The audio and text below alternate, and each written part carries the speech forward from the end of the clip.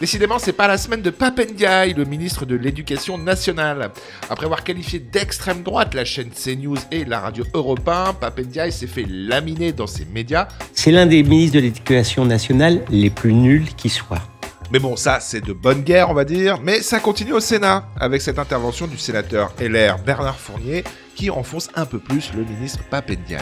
Dimanche, sur Radio J, vous élevant du cœur des préoccupations qui devraient être celles du ministre de l'Éducation nationale, vous en êtes violemment pris à deux médias dont le tort, sans doute, est de ne pas toujours être le relais de ce que vous pensez, de ce que vous prenez.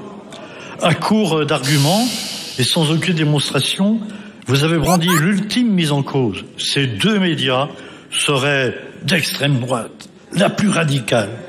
Ces médias feraient même, selon vous, du mal à la démocratie. Et vous nous dites votre inquiétude pour nos valeurs républicaines. L'heure est grave. Comment, monsieur le ministre, avez-vous pu vous laisser aller à une telle facilité ? Comment pouvez-vous fustiger un média parce qu'il ne pense pas comme vous? Que faites-vous de la liberté des journalistes à s'exprimer? Que faites-vous de la liberté et de l'indépendance de la presse? En jetant l'anathème contre ces médias, vous faites preuve d'un terrible mépris vis-à-vis de tous ceux, spectateurs et auditeurs, qui les regardent et les écoutent.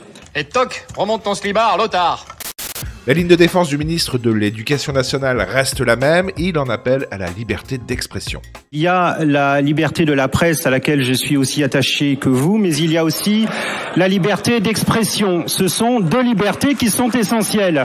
Bon là on va passer un peu car Pape Ndiaye égrène pendant 2 minutes tous les dossiers sur lesquels il travaille et on va aller directement à la fin de sa réponse qui va provoquer des huées chez une partie des sénateurs. Voilà, monsieur le sénateur, les sujets sur lesquels vous auriez pu m'interroger, des sujets quand même plus essentiels que la dérive extrême droitière d'une chaîne de télévision. Monsieur Fournier.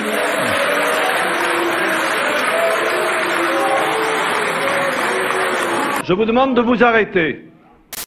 Et le dernier clou du cercueil politique de Pape Ndiaye, c'est le sénateur LR Bruno Retailleau qui le plante avec ce constat implacable. Ça vous a choqué ce commentaire du ministre? Non, très franchement, il n'est pas dans son rôle.